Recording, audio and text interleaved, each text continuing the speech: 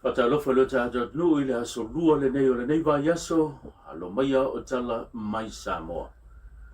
I tātou tala tō mua, e lua tālo sanga le fionga le pule rimoni a yafi wai luma nei o le whaamisnonga, ma le tasi le tālo sanga, a le official lawyer Sydney, o leo whatu langa le whaamisnonga le masino se tema le tau sanga le nei, e fofonga i naila na whaiunga, pe ta lia tālo sanga, pe te ena foi.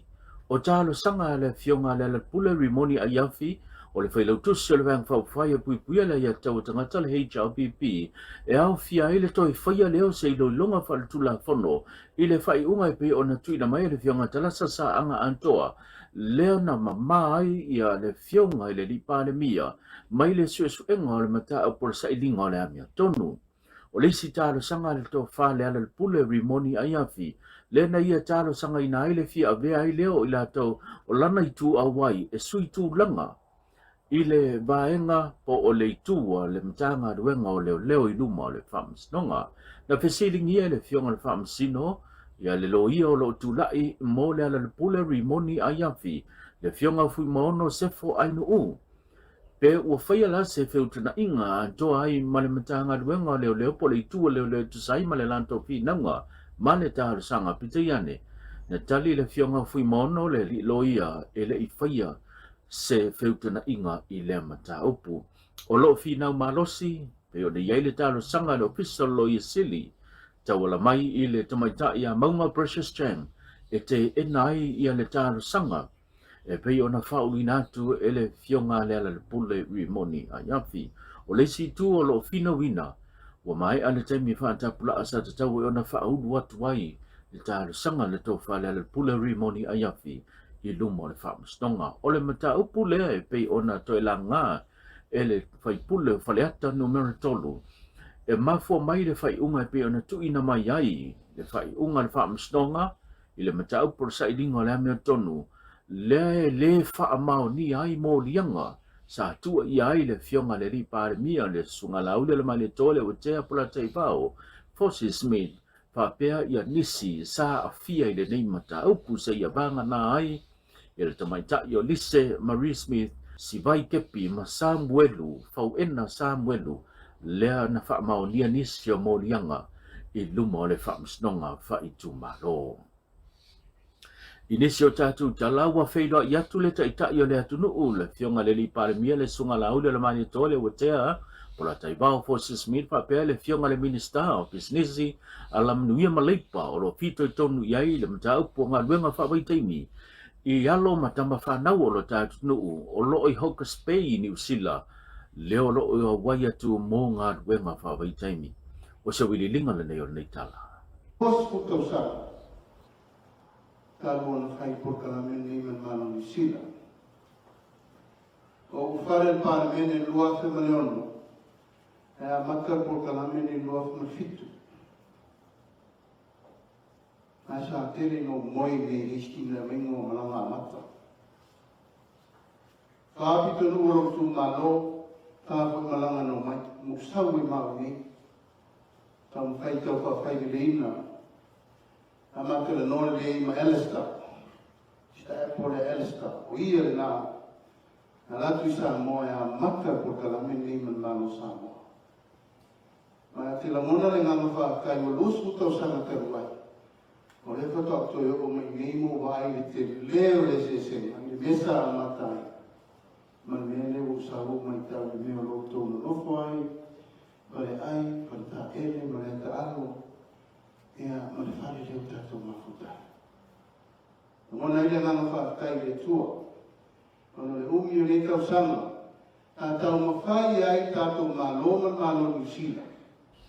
Tau kātu langa po talamea le i transfenga lana le mi whaafu. O le maua i o le avanoa na whenua i atu aile taita i o le atunuu, i nei o tātu tangata o loo i atunuu ma mao mō ngā ruenga whaamai taimi, na ia mo mole i fo i se tua lalo, mo i la tau o lo wha mautu ma iai nā tunu mo le sailinga lumana i manu i o ainga. Tau motu mani taula mo le tunu tautua nā le avanoa o tōu mai. Aua ne i vare tu ima pe nere ina aise ai. Whai o e tō kasi whare tō. Fia una tātou ma loa application. Tanto si le vai pui ma le veo. Le ka fa ya mo to lo ta veo lo mai pulenga ka matina parasi no pulenga no ma pigama. Pa ese si o to ese pa si no manga. O to uma to ke mai me yai pulenga le.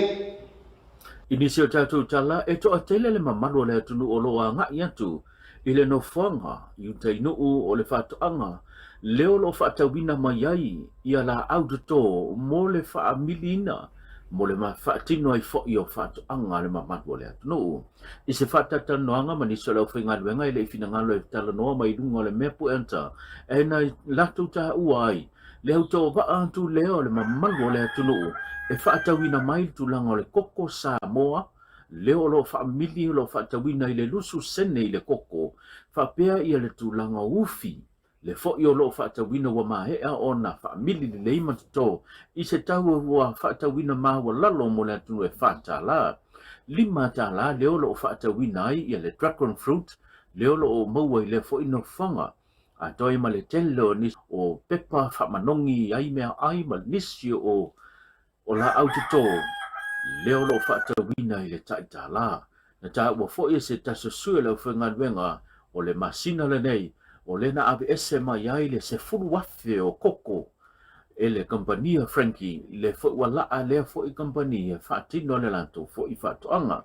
A toi ma le lima afe o se whai fo o se koko lea na whaatawina mai e le se tasio whaatonga i nai le fio anga o lotua nuu.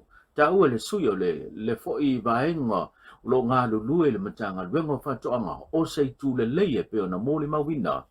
Le auto wa ama le ngā lulu e o le atunu le pei o na mōli mawina le anga i atu ma whatau mai vaenga ia mo le whatino ai o whatoanga. Inisi o tātou tala e tā ua i le malo le tina e o tupulanga tala vau. A wao i leo lo ta oto ele wha moe moenga o ta ia ele ngata o lumana i o manuia o ainga o nuu mai ka le sia e wha pia fo i le atu nuu. O le sunga i le sui pa le mio le fionga mulipola ana rosa ale moli o le na sau no i le sau noanga autu mo le wha ta waina o lea wha moe moe. Sa wili linga le neo ni tala. O le nei wha moe moe o wha autu i nai wha pia. Toiti mata le upenga. Cast, Danet, Aneu. Le whaatino ina o whaiva Samoa. A lafo le upenga i le Sami. E le lafo ina i stangata e totas. E mana o mia lima i tele. E mana o mia le ngā lue whatas. O le ono sai. Wha maoni ma le whaatutua. Ale leo na lafo le upenga. E manui ai a inga. Manui ai no. Manui a le atunu. O se vaenga le te tau an tātou whaia mō tupulanga talavou.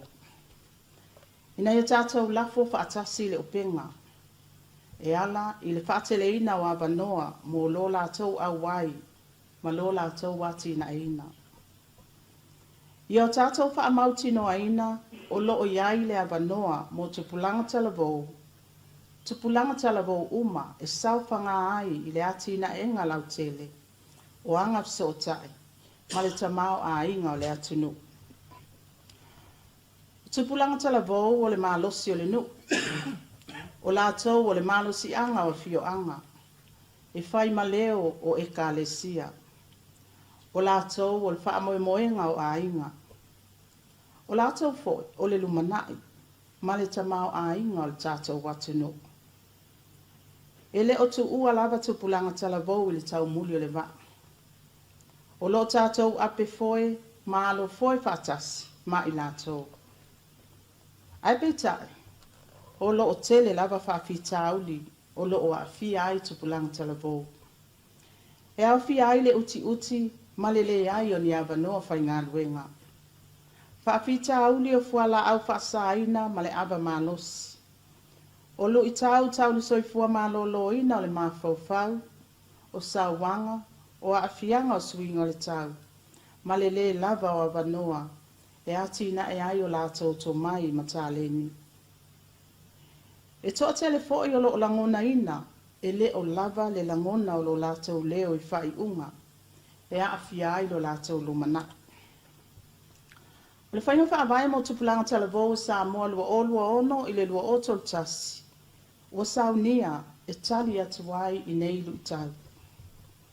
Ua whaatu ina e lango ai whaamuamua le malo, i le whaamalo sia o ainga. Whaamalo sia o nuu mai tu malo. Whaatele ina wanoa whainga luenga mpisinisi. Puipuinga o whanau ma tupulanga talavou. Ma le whausia o nuu saunga le mu. Malolo ina, mangafa tauli maina. Malia tātou tala muli e to lua ni so malo le malo wa fa malo lo le tu mau le nei teimi mai le au onanga ma le whaatino ina le wala awina e maa fua mai le liki ai le tua o se tasio ata lena muli mawina ai se whaavlabe tau taavale lena a fia se tasio malo le malo i nai mo li le mang whai le fio anga o le pea le e maa fua lea tu langa o na pe ona ta ua le fionga i le sukamsina le matanga wenga le ia taua Samuel wa fumusanga o atane e le mawhai mai le whaatangaina o na whaasalalau tuanga i tua ai tau fiofi ma mau le matanga wenga yata whape nei mo le whaatinoina la tau suenga pitei ane o le waliki tua ma mo le mawina le sala lau lunga le apia fo ringa o whamalolo le tu mawe nei la ua mo sin temia lo whaasolo e suenga e tusai Malola ua solia o tula fono i te tono le matanga wenga. Tato whiloa i le asa tai au wha soifuia.